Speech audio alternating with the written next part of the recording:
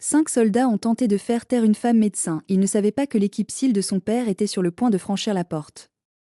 La première chose que la spécialiste Maeve Vance a goûté lorsque son visage a heurté le gravier gelé derrière le parc automobile de Fort Carson n'était pas du sang. C'était l'odeur lourde et industrielle de la pierre imbibée de graisse et la prise de conscience que la chaîne de commandement était un mensonge. Elle est restée parfaitement immobile pendant 3 secondes, la joue gauche appuyée contre un pneu de camion jeté, écoutant le son humide et rythmé de sa propre respiration. Au-dessus de nos têtes, le ciel du Colorado était d'un bleu brutal et balayé par le vent. Ici-bas, à l'ombre des véhicules de transport lourds, le monde s'était réduit à 5 paires de bottes de combat standards qui l'entouraient comme des loups. « Lève-toi, Vance », dit le sergent Miller. Sa voix portait le silence spécifique et dangereux d'un homme qui savait exactement jusqu'où il pouvait pousser un subordonné avant que le système n'en prenne note. « Nous savons que vous avez déposé une plainte officielle auprès de l'IG. Nous savons que vous avez tenu le journal de bord. » Maeve n'a pas bougé. Ses côtes ressemblaient à du verre brisé sous sa veste ACU. Elle a essayé de déplacer son poids, mais une pointe de douleur brûlante a traversé sa clavicule gauche, la clouant au sol. « Le journal de bord appartient à la clinique, sergent, murmura-t-elle, la voix s'effilochant tandis que du gravier grattait sa lèvre fendue. Les écarts en matière de stupéfiants ne sont pas de mon fait. Je compte juste les flacons. On ne se contente pas de les compter, cracha le soldat de première classe Henderson, s'avançant pour poser sa botte sur sa main droite, frottant ses articulations contre la pierre. Tu nous regardes comme si nous étions des ordures. Vous pensez que parce que votre père est un gros gars de la marine, vous êtes intouchable ici dans la vraie armée? C'est notre maison. La douleur dans ses doigts était une explosion sourde, mais Maeve ne cria pas. Elle avait passé 23 ans à être élevée par un homme qui lui avait appris que crier ne faisait que donner à l'ennemi une carte de vos faiblesses. Au lieu de cela, elle regarda la tache de graisse sur la botte d'Henderson, mémorisant la couture effilochée près de l'orteil en acier. Il y a 3 minutes, elle revenait de la pharmacie avec une caisse de solution saline. Maintenant, ses ciseaux médicaux étaient éparpillés sur la terre et la caisse était en morceaux. Assurons-nous qu'elle comprenne la politique en matière de paperasse, murmura Miller aux 3 hommes derrière lui. Ce qui a suivi n'était pas un interrogatoire. C'était un démantèlement systématique.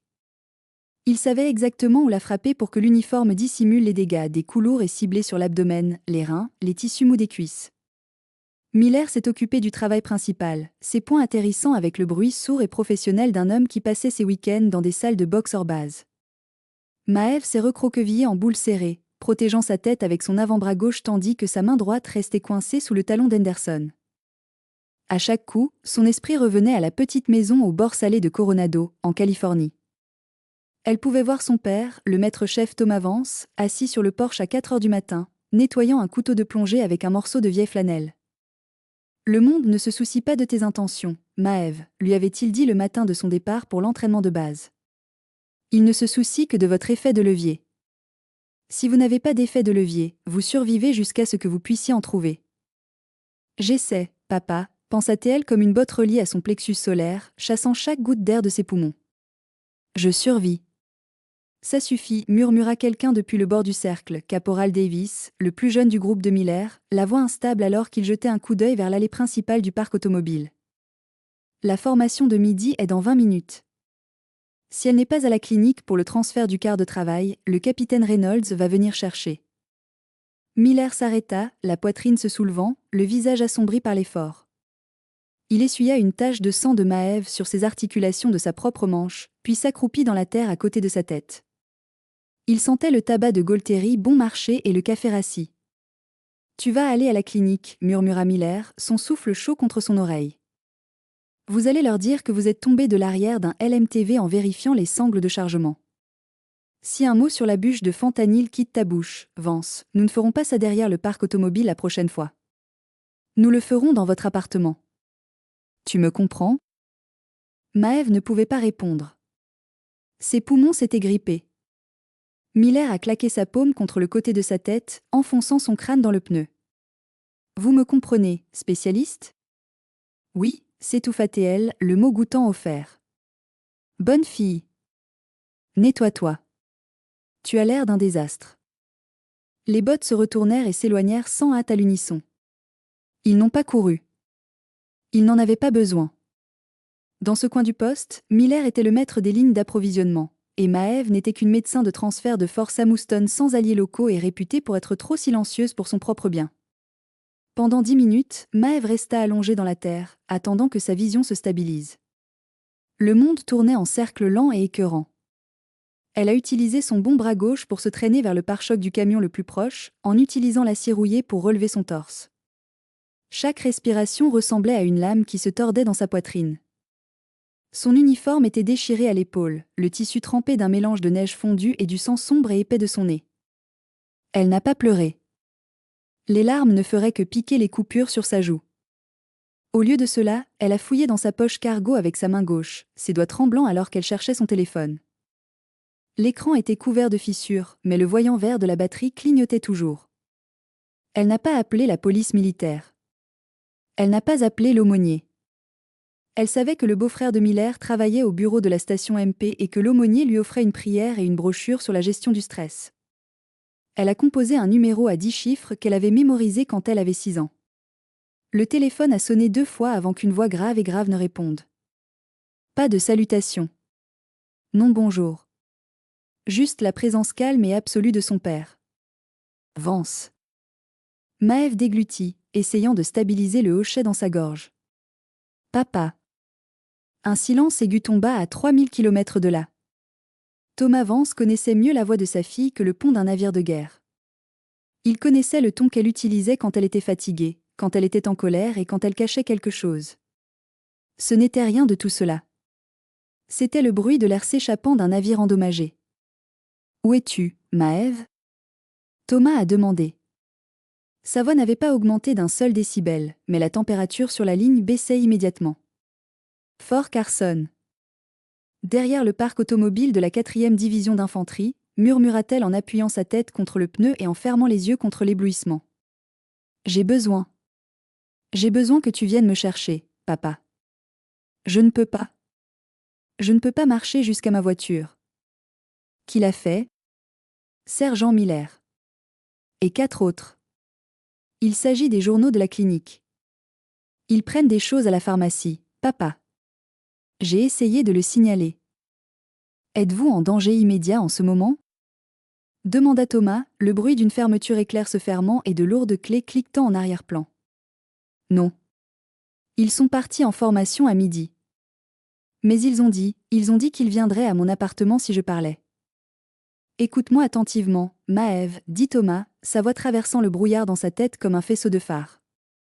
Vous vous traînez à l'arrière de ce véhicule de transport derrière vous. Restez hors de vue. Ne cherchez pas de médecin. Ne parlez pas à votre sergent. Je suis actuellement à l'aérodrome de Coronado. Nous venons de terminer une rotation d'entraînement. Je suis avec les garçons. Maeve laissa échapper un souffle tremblant. Les garçons ? Nous prenons un oiseau, dit simplement Thomas. Nous serons à la porte de Fort Carson dans 90 minutes. Ne bougez pas de cet endroit. La ligne est morte. Maeve laissa sa main tomber dans la terre, le téléphone glissant de ses doigts engourdis. Elle leva les yeux vers l'énorme dessous vert olive du LMTV au-dessus d'elle. Avec un effort qui a rendu sa vision noire pendant quelques secondes, elle a rampé sous le châssis, tirant sa carrosserie cassée dans l'abri sombre et odorant la graisse de l'essieu. Dehors, la sirène de la base gémissait pour la formation de midi, un cri mécanique lointain qui marqua le début de la plus longue heure de sa vie. Le bruit de l'acier de 3 pouces. La Chevrolet Suburban noire ne s'est pas arrêtée à la fenêtre du laissez-passer des visiteurs de la porte principale de Fort Carson. Il n'a pas ralenti jusqu'à une vitesse civile acceptable. Il s'est arrêté à la cabane de garde avec la lourde autorité hydraulique d'un véhicule blindé. Ses vitres teintées sont tombées exactement de 2 pouces, juste assez pour que le gardien de la porte voie la carte d'identité militaire bordée de bleu pressé contre la vitre. Le soldat de première classe Elliot Torres, un jeune de 19 ans originaire d'East Austin qui était en service à la porte depuis exactement 3 semaines, est sorti de la cabane de garde, la main dérivant instinctivement vers sa M4. Le vent au large du front range était glacial et il était déjà de mauvaise humeur. « Monsieur, j'ai besoin que vous vous arrêtiez sur la voie d'inspection », dit Torres en se penchant vers la fenêtre du conducteur. « Nous sommes sous une posture de sécurité renforcée cet après-midi. Tous les véhicules civils hors de l'État nécessitent une escorte ou un formulaire de sponsor prévérifié. » La fenêtre a roulé jusqu'en bas. L'homme assis sur le siège conducteur ne ressemblait pas à un civil, malgré la lourde veste grise Carrare sur une polaire noire. Ses cheveux étaient coupés si près du cuir chevelu qu'il ressemblait à de l'ombre, sa mâchoire semblait avoir été sculptée dans un vieux poteau de jetée et ses yeux étaient de la couleur de l'eau stagnante du port. « Je n'ai pas besoin de sponsor, soldat, dit le chauffeur. Sa voix était basse et ne portait aucune colère théâtrale, mais elle avait un poids dense et terrifiant qui gelait les bottes de Torres dans la neige fondante. « Je suis le Master Chief Thomas Vance. Équipe Navy SEAL 3. C'est mon identification. Et ce sont mes associés. » Torres jeta un coup d'œil à l'arrière du suburban. 4 hommes. Personne ne parle. Aucun sur leur téléphone. Un grand homme avec une épaisse barbe rousse et une cicatrice blanche déchiquetée allant de son lobe d'oreille à sa clavicule, enroulait soigneusement du ruban adhésif noir autour de ses articulations. Un autre regardait droit devant lui à travers le pare-brise, son visage aussi vide et inexpressif que du béton coulé. Il ne ressemblait pas à des soldats. Il ressemblait à une infrastructure collective de violence temporairement intégrée à un véhicule civil. « Master Chief, je dois encore enregistrer la plaque d'immatriculation du véhicule », balbutia Torres, ses doigts tâtonnant avec son presse-papier. La réglementation stipule que le personnel non installateur. Soldat, dit Thomas Vance en se penchant légèrement par la fenêtre, remplissant tout le champ de vision de Torres. Ma fille saigne actuellement sous un LMTV dans le parc automobile de la 4e division d'infanterie parce que 5 de vos soldats ont décidé de l'utiliser comme sac lourd. Je passe par cette porte. Vous pouvez soit soulever cette barre maintenant, soit appeler votre prévôt et lui dire qu'il doit faire venir 2 compagnies de ligne ici pour déplacer ce camion. Vous avez 5 secondes pour décider quelle version de l'après-midi vous souhaitez. Torres regarda les yeux du Master Chief. Puis il regarda l'homme à la barbe rousse assis sur le siège arrière, qui avait arrêté d'enrouler ses jointures et le regardait maintenant avec un petit sourire terriblement agréable. Torres tendit la main derrière lui et appuya sur le bouton jaune sur le mur de la cabane de garde. La barrière de sécurité en aluminium s'est balancée vers le haut dans l'air gris glacial.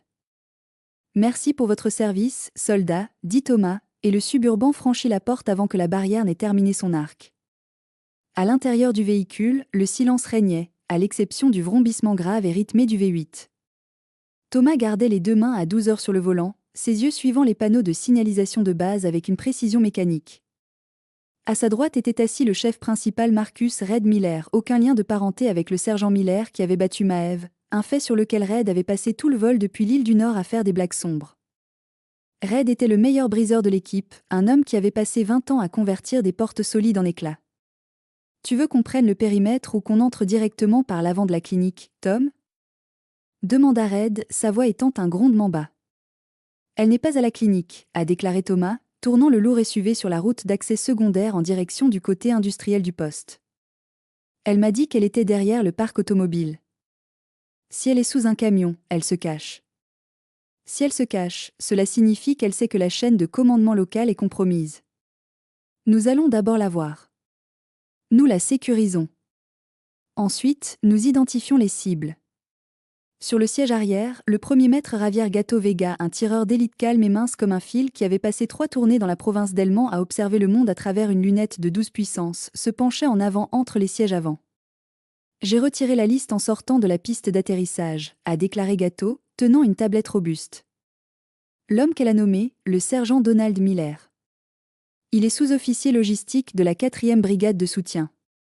Il dirige la cage régionale de ravitaillement médical.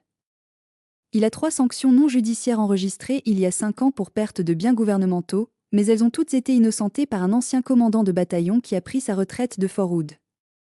L'homme est un parasite institutionnel. Il trouve un coin, ouvre une boutique et sert quiconque semble trop facile à pousser. Les articulations de Thomas sont devenues légèrement plus blanches sur le volant. Maeve n'est pas facile à pousser. Nous savons qu'elle ne l'est pas, chef, dit doucement Red en plaçant une énorme main cicatrisée sur l'épaule de Thomas. C'est une Vance. La fille a survécu à vos cours de survie à 12 ans. Si elle vous a appelé, cela signifie qu'elle n'avait plus de cartes à jouer. C'est tout. Le suburban contournait le coin d'un long entrepôt en tôle ondulée. Le parc automobile 4 THID était un immense acre d'asphalte balayé par le vent, rempli de centaines de transports, de remorques et d'équipements d'ingénierie lourds d'un vert olive. Une clôture grillagée surmontée de 3 brins de barbelés séparait la route des véhicules. Thomas s'est arrêté dans une ruelle sans issue juste derrière la ligne ouest des LMTV. Il a tué le moteur mais a laissé les clés dedans. Rouge, gâteau, tu es avec moi, dit Thomas, sa voix tombant dans la cadence plate et sans hâte d'un ordre opérationnel. Doc, tu restes avec le camion. Préparez le kit de traumatologie. Si elle a une clavicule cassée, elle aura besoin d'un bandage d'immobilisation avant que nous la déplacions. Brock, surveille la route. Si quelqu'un avec du laiton sur la poitrine se présente, ne discutez pas avec lui. Il suffit de garer le nez de ce camion de l'autre côté de la voie. Bien reçu, patron, dit Brock, un homme calme et aux larges épaules du Montana qui semblait capable de soulever une Jeep par le pare-choc. Thomas ouvrit sa porte et entra dans le vent glacial.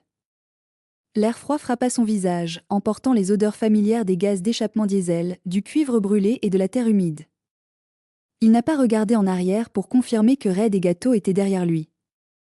Il savait qu'ils étaient à 12 pouces de distance, correspondant à sa foulée.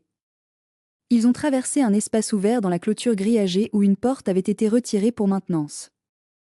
Le parc automobile était en grande partie vide, la formation de midi était terminée et les soldats se trouvaient dans les baies chauffées ou dans la salle à manger de l'autre côté du quad. Le seul bruit était métal sur métal lorsqu'une drisse détachée a heurté un mât de drapeau près du bâtiment du siège. Thomas descendit la file de lourds camions de 5 tonnes, ses yeux scrutant le gravier taché de graisse sous chaque châssis. « Maëv » cria-t-il. Sa voix n'était pas forte, mais elle avait une qualité de transport particulière qui traversait le sifflement bas du vent. Maëv.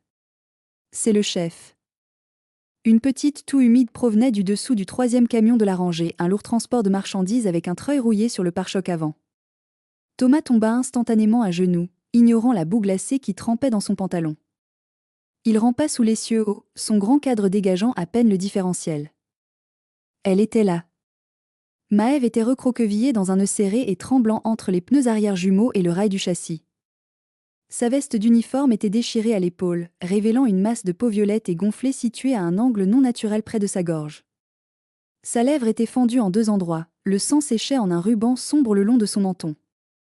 Sa main droite était repliée contre sa poitrine, les doigts violets et gonflés jusqu'à 2 fois leur taille. Quand elle le vit, ses yeux du même gris vert que les siens brillèrent d'une brève peur involontaire avant de s'adoucir en quelque chose d'humide et d'épuisé. « Tu es en retard, papa » murmura-t-elle, sa voix à peine rauque. Cela fait 72 minutes. Thomas n'a pas souri. Il ne l'a pas attrapée. Il savait que la déplacer brusquement aggraverait les fractures. Au lieu de cela, il étendit sa grande main chaude et la plaça doucement contre le côté indemne de son visage. Le vent était contre nous au-dessus de l'Utah, dit Thomas, sa voix tombant dans ce registre rare et calme qu'il n'avait utilisé que lorsqu'elle était une petite fille avec de la fièvre au milieu de la nuit. Regardons-toi, gamin. Red rampait sous l'essieu derrière lui, son cadre considérable remplissant l'espace sous le moteur. Il jeta un coup d'œil à l'épaule de Maëv et laissa échapper un sifflement lent et bas. « Collarbone est propre, Tom » dit Red, sa formation médicale prenant le dessus. « Et ses côtes ont été sérieusement battues. Regardez la façon dont elle garde son côté gauche. Elle saigne intérieurement, ou presque. Peux-tu te lever, Maëv » Thomas a demandé. « Si vous m'aidez, dit-elle, ses dents claquant sous le choc et le froid mordant du Colorado. Mais ne m'emmenez pas à l'hôpital de base. Les gens de Miller travaillent au bureau d'admission. Ils perdront les papiers. Ils le font toujours. Tu n'iras pas à l'hôpital de base, dit Thomas. Il regarda Red. Récupérer les déchets auprès du docteur. Nous ne la traînons pas hors d'ici comme un sac de laiton. En 2 minutes, Gâteau et Red avaient glissé un déchet tactique discret sous le camion. Grâce à l'efficacité synchronisée des hommes qui avaient sorti leurs coéquipiers ensanglantés des bâtiments en feu à Fallujah, ils ont soulevé Maëv sur la toile, stabilisant son cou et ses épaules avec leur propre veste. Alors qu'il la faisait glisser hors du camion, Thomas se tenait debout, sa haute silhouette projetant une longue ombre sur le gravier. Son visage était entièrement vidé de sa couleur, ses yeux fixés sur les portes lointaines du bureau de l'entrepôt de ravitaillement à 50 mètres. « Gâteau » dit Thomas, sa voix presque perdue dans le vent. « Ouais, chef ?» Allez trouver ce sergent Miller. Ne le touche pas, découvrez simplement où il se trouve en ce moment. Gâteau regarda le visage de Thomas, puis hocha la tête une fois. Il sera dans le back-office de la cage. Ils font le rapprochement des stocks juste après midi. C'est là qu'ils comptent ce qu'ils ont pris. Bien, dit Thomas, les mains tombant sur les côtés, les doigts fléchissant dans le froid. Allons parler à la branche logistique. Chapitre 3, le poids d'une ancre. La cage de ravitaillement de la 4e brigade de soutien sentait le carton, la vieille toile et le nettoyant au pain bon marché utilisé sur le sol en linoléum. C'était un espace caverneux, rempli de rangées d'étagères en acier de 15 pieds remplis de tout, des pièces de véhicules aux rations de campagne. À l'arrière de l'entrepôt, derrière une cloison en fil de fer massif en maille de diamant, était assis le sergent Donald Miller. Ses bottes étaient posées sur un bureau en métal gris, une tasse en papier de café tiède dans sa main droite, un presse-papier en équilibre sur son genou. Il avait 34 ans et souffrait d'un ventre mou qui avait survécu à 3 échecs physiques distincts grâce à l'intervention d'amis du service administratif. Son visage était large et rouge, la peau autour de ses yeux bordée de l'irritation permanente d'un bureaucrate de niveau intermédiaire qui estimait que le monde lui devait un rang plus élevé. « Je vous le dis, Henderson, dit Miller, sans lever les yeux de son presse-papier alors que le soldat de première classe Henderson entrait avec une caisse en plastique vide. Le prochain lot de fournitures de classe 8 arrive du dépôt jeudi. Nous avons besoin du journal de bord pour montrer que le seau du conteneur de transit était déjà brisé à son arrivée à la porte.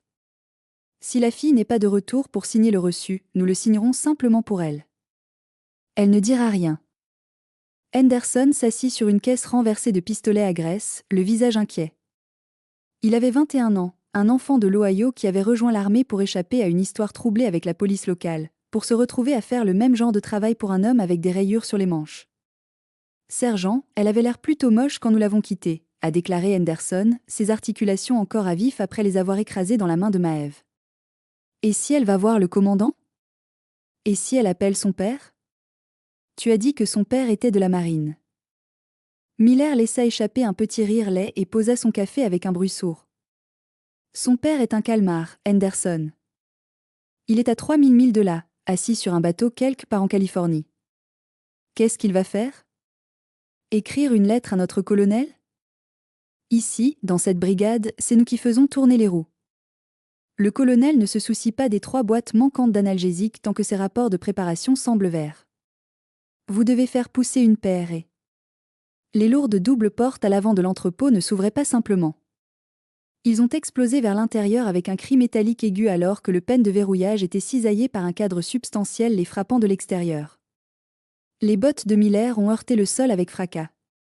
C'est quoi ce bordel ? 3 hommes marchaient à travers la poussière et le cadre brisé de la porte.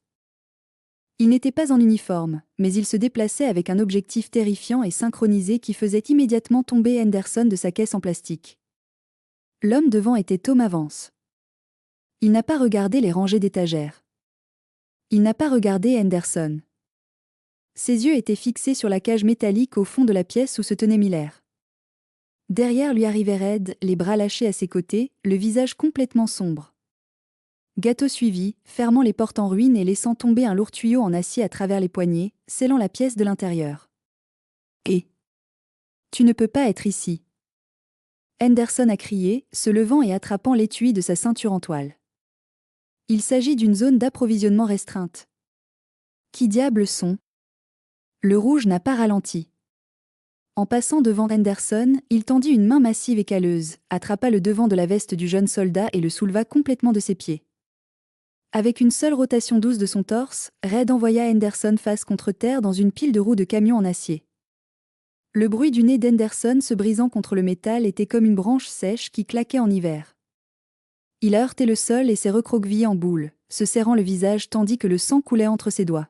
« Reste en bas, fils, dit Red, sa voix presque agréable alors qu'il marchait sur lui. Cela ne vous concerne pas encore. » Le sergent Miller avait attrapé le téléphone du bureau, composant frénétiquement le numéro de poste de la police militaire, mais avant qu'il ne puisse atteindre le 3e numéro, un lourd coup de pied s'est abattu sur le récepteur en plastique, l'écrasant en morceaux. Miller leva les yeux, son visage passant du rouge au jaune-gris cireux alors qu'il se retrouvait à regarder Thomas Vance dans les yeux. « Sergent Donald Miller ?» Thomas a demandé. Le silence dans l'entrepôt était si complet que les doux gémissements d'Henderson sur le sol ressemblaient à une sirène. « Qui diable es-tu » Miller balbutia, sa main se dirigeant vers une lourde clé en fer sur le bord de son bureau. « Si vous pensez pouvoir monter sur une installation militaire et attaquer des soldats. » Thomas n'a pas attendu qu'il finisse. Il tendit la main à travers le bureau, attrapa Miller à la gorge avec sa main gauche et le souleva de sa chaise. La force physique était immense, le produit de 30 années passées à extraire du poids mort des eaux profondes. Les bottes de Miller pendaient à 15 centimètres du linoléum, ses mains griffant frénétiquement le poignet de Thomas, mais le bras du Master Chief ne tremblait pas. C'était comme une grue en acier boulonnée à un quai. « Je suis le Master Chief Thomas Vance », dit Thomas, son visage à quelques centimètres de celui gonflé et violet de Miller. « Je suis l'homme qui a élevé la fille que tu as battue jusqu'à ce qu'elle ne puisse plus se tenir debout ce matin. » Miller a essayé de parler, mais la pression sur sa trachée était trop forte. Il ne pouvait produire qu'un clic sec au fond de sa gorge. « Tu aimes frapper des choses qui ne peuvent pas riposter, Donald, dit doucement Thomas, sa voix portant le calme terrifiant d'un courant profond. Vous pensez que parce que vous avez des rayures sur la manche et un entrepôt rempli de biens gouvernementaux volés, vous êtes un homme important. Mais tu ne le es pas. Tu es un voleur qui a fait l'erreur de penser que ma fille était seule. » Thomas jeta un coup d'œil vers Red. Rouge, vérifie la pièce latérale. Voyez si les 3 autres sont là-dedans. Red s'est dirigé vers une petite porte de salle de pause et l'a ouverte d'un coup de pied. À l'intérieur, 3 autres soldats, le caporal Davis et 2 soldats dont Maeve ne connaissait pas les noms, étaient assis à une table avec un jeu de cartes. Lorsqu'ils virent la taille de l'homme qui venait de retirer la porte de ses gonds, ils se relevèrent si vite qu'ils renversèrent la table. « Vous faites partie du club de boxe de l'après-midi, les gars ?» demanda Red, un large sourire troublant se répandant sur son visage barbu. Le caporal Davis regarda au-delà de Red et vit Henderson saigner sur le sol et Miller suspendu contre le mur par la gorge. Il attrapa une lampe de poche en métal lourd sur le comptoir, mais Red ferma la distance avant que les doigts de Davis ne puissent atteindre le boîtier. Ce qui s'est passé au cours des 3 minutes suivantes dans cette cage de ravitaillement n'était pas une bagarre. Un combat implique que les 2 parties ont une chance. Il s'agissait du recouvrement d'une dette. Red et Gatto ont traversé les soldats restants avec l'efficacité froide et professionnelle d'hommes formés par le gouvernement des États-Unis pour neutraliser des cibles humaines à main nue. Aucune arme n'était nécessaire. Chaque coup était précis, calibré pour neutraliser plutôt que tuer, pour laisser un souvenir qui vivrait en permanence dans l'os. Davis est tombé avec une rotule. Brisée alors que Gatto donnait un coup de pied latéral à l'articulation. Les 2 autres soldats ont été poussés dans les supports de stockage en acier, le visage meurtri, les côtes fissurées par les coups corporels compacts et à arc court de Red. À l'intérieur de la cage métallique, Thomas Vance n'avait pas bougé. Il tenait Miller plaqué contre le mur, regardant les yeux du sergent se remplir de la terreur absolue et pure d'un homme qui comprenait enfin que son royaume avait été démantelé par une force totalement au-delà de sa compréhension. « S'il vous plaît », Miller s'étouffa, une fine ligne de salive coulant le long de son menton tandis que Thomas relâchait la pression sur sa gorge juste assez pour qu'il puisse respirer bruyamment. « S'il vous plaît, c'était juste du business. » La fille, elle ne le laisserait pas tranquille. Nous n'allions pas lui faire de mal de façon permanente. Tu lui as cassé la clavicule, Donald, dit Thomas, sa voix baissant d'une octave, le gris dans ses yeux devenant complètement sombre. Tu as enfoncé ses doigts dans le gravier avec ta botte. Tu as menacé de venir à son appartement. Tu as amené la guerre chez moi. Thomas abaissa Miller jusqu'à ce que ses bottes touchent le sol, mais tint son col. Il fouilla dans sa poche avec sa main droite et en sortit un lourd couteau de plongée en acier de 3 pouces, le même couteau que Maeve l'avait regardé nettoyer sur le porche de Coronado quand elle était petite. Miller gémit, les yeux écarquillés tandis que l'acier captait la lumière jaune des ampoules de l'entrepôt. « Non, non, s'il vous plaît. Ne me tuez pas. S'il vous plaît. » Thomas tenait le couteau entre leurs visages. Il ne l'a pas pointé vers la gorge de Miller. Au lieu de cela, il l'a retourné, montrant les initiales MV gravées dans le manche du corps. « Cela appartenait à son grand-père », a déclaré Thomas. Il l'a porté à un chon. Je le lui ai donné quand elle a obtenu son diplôme de médecin spécialiste. Elle a perdu ce matin derrière le parc automobile alors que tu lui donnais des coups de pied. Thomas se pencha jusqu'à ce que son front touche presque le nez de Miller. Tu vas nettoyer cet entrepôt, Donald. Vous allez rester assis sur cette chaise jusqu'à l'arrivée de la police militaire. Et quand ils vous demanderont ce qui est arrivé à votre visage, à vos jambes et à vos associés sur le sol, vous leur direz que vous êtes tous tombés de l'arrière d'un LMTV en vérifiant les sangles de chargement. Tu me comprends ? Miller hocha frénétiquement la tête, les larmes finissant par couler, se mélangeant à la sueur et à la saleté sur ses joues. Oui, je comprends. Je suis tombé. Nous sommes tous tombés. Bien, dit Thomas. Il laissa tomber Miller sur sa chaise comme du linge souillé, puis lui tourna le dos sans vérifier si le sergent essaierait de bouger. Il savait que Miller ne le ferait pas. L'esprit de l'homme avait été brisé bien avant ses côtes. Thomas sortit de la cage métallique, ses bottes claquant doucement sur le linoléum ensanglanté. Red et Gâteau attendaient déjà près des doubles portes, leurs vestes droites, leur respiration régulière, comme s'ils venaient de terminer un contrôle d'inventaire de routine. Le docteur dit qu'elle est stable à l'arrière du camion, dit Red en essuyant une trace de graisse de son pouce. L'hôpital civil de Colorado Springs nous attend. Ils ont une chambre prête sous un faux nom. Allons-y, dit Thomas en serrant sa veste contre le vent qui soufflait maintenant à travers l'entrée brisée. Nous avons terminé ici. Chapitre 4, le sel à l'horizon. Le coucher de soleil sur les montagnes rocheuses était d'un violet profond et meurtri, la lumière orange attrapant les pics blancs comme un feu se déplaçant sur la neige. À l'intérieur de la chambre privée du 4e étage de l'hôpital Penrose, les seuls sons étaient le bip constant du moniteur cardiaque et le doux sifflement de la conduite d'oxygène.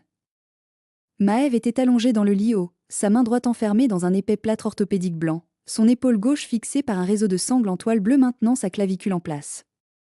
Le gonflement de son visage s'était légèrement atténué, mais sa joue était toujours une carte sombre et marbrée de bleu et de vert. Elle regardait les montagnes lointaines lorsque la porte s'ouvrit brusquement. Thomas Vance est entré en portant 2 tasses en papier de café noir provenant de la machine en bas. Il n'a montré aucun signe d'épuisement, malgré 36 heures sans sommeil pendant qu'il naviguait dans les conséquences bureaucratiques complexes de ce qui s'était passé à Fort Carson. Il posa une tasse sur la table de chevet et prit la petite chaise en vinyle près du radiateur. L'équipe du site de l'armée vient de quitter le bâtiment administratif, a déclaré Thomas en prenant une gorgée lente de sa tasse. Ils ont trouvé pour 32 000 $ de stupéfiants de classe 8 non inventoriés dans le garage hors base de Miller. Ils ont également trouvé un registre remontant à 18 mois. Il s'avère qu'ils ne vendaient pas seulement aux enfants du coin, ils fournissaient 3 réseaux de distribution distincts à Denver. Maëve tourna lentement la tête, le cou raide. Et Miller ? Il est actuellement dans le service d'hospitalisation de l'hôpital communautaire militaire Evans, a déclaré Thomas, le visage sans expression. Mâchoire fracturée, 3 côtes cassées, rate rompu. Le rapport officiel indique que lui et son équipe ont subi de multiples blessures traumatiques résultant d'un effondrement structurel d'étagères de stockage lourdes lors d'un changement d'inventaire non coordonné. Un petit sourire douloureux toucha le coin de la lèvre fendue de Maëve. Un effondrement structurel. Red a toujours été maladroit avec ses étagères, dit Thomas, ses yeux s'adoucissant légèrement. Le colonel a signé les documents de transfert ce matin. Dès que les médecins civils vous autorisent à voyager, vous êtes réaffecté au Naval Medical Center de San Diego.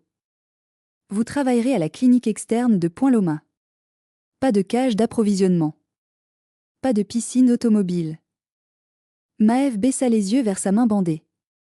J'aurais pu m'en occuper, papa. Si j'avais été plus rapide avec le journal de bord, si j'étais allé voir le capitaine plus tôt. Maëve, dit Thomas, sa voix l'arrêtant complètement. Il posa son café et se pencha en avant, ses grandes mains posées sur le bord de son matelas. Tu as fait exactement ce que tu étais censé faire. Vous avez tenu bon face à 5 hommes avec tout le système derrière eux. Vous avez conservé les registres. Tu n'as pas craqué sous la pression. Vous avez survécu assez longtemps pour changer l'effet de levier. Il fouilla dans la poche de sa veste et plaça doucement le vieux couteau de plongée à manche en corne sur la table à côté de sa tasse de café. L'acier avait été nettoyé à nouveau, la lame argentée brillant sous les lumières fluorescentes. « Tu as laissé tomber ça, dit-il. » Maëve tendit la main gauche, ses doigts se fermant sur la corne rugueuse familière du manche. Pour la première fois depuis qu'elle était coincée derrière le parc automobile, ses yeux se remplissaient de larmes, non pas à cause de la douleur dans ses os, mais à cause du soulagement immense et pur de savoir qu'elle était en sécurité, que l'eau salée l'attendait au bout de la route. « Merci, papa, murmura-t-elle. Thomas se leva et se dirigea vers la fenêtre, sa grande silhouette se découpant sur la lumière orange mourante au-dessus du Colorado. Il regarda le vaste pays froid, sachant que demain il monterait à bord d'un avion en direction de l'ouest, vers la côte où l'air était épais de sel et où les noms des morts étaient gravés dans la pierre propre plutôt qu'oubliés dans des entrepôts sales. « Nous rentrons à la maison demain, Maëve, dit-il, sa voix constante et permanente comme la marée. Les garçons attendent déjà l'oiseau.